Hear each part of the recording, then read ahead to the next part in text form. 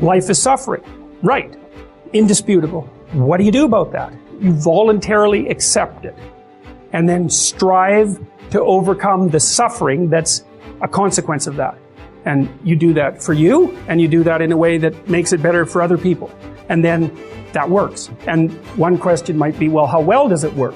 And the answer is, the only way that you can find out is by trying it. That's it. That's the existential element of it. The proof is to be derived by the incarnation of the attitude in your own life. No one can tell you how it will work for you.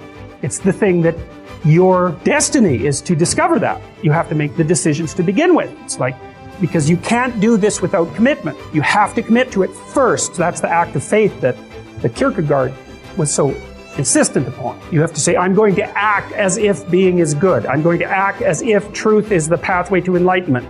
I'm going to act as if I should pursue the deepest meaning possible in my life. And there's reasons to do none of those. They're real reasons.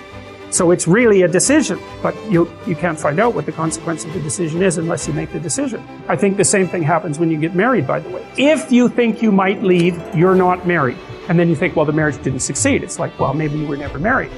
Because the rule is, you don't get to leave. And there's a reason for that rule. Now, I'm not saying that there aren't situations where there should be exceptions made for that. That's not the point. The point is that there's some games you don't get to play unless you're all in. And the other thing that's so interesting about being alive is that you're all in. No matter what you do, you're all in. This is going to kill you. So I think you might as well play the most magnificent game you can while you're waiting. Because do you have anything better to do? Really? Why not pick the best thing possible that you could do? Why not do that? Maybe you could justify your wretched existence to yourself that way. I think you could.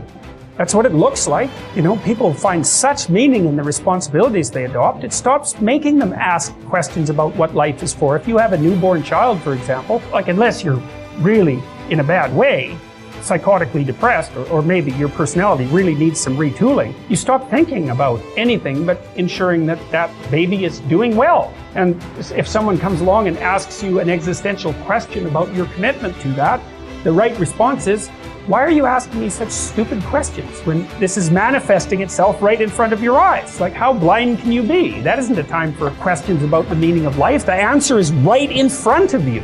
And if you can't see it, it's not because life has no meaning, it's because you're blind. I mean, that's what the image of the Virgin Mother and the child is all about. It's like, what's the answer to the meaning of life? Here's an answer.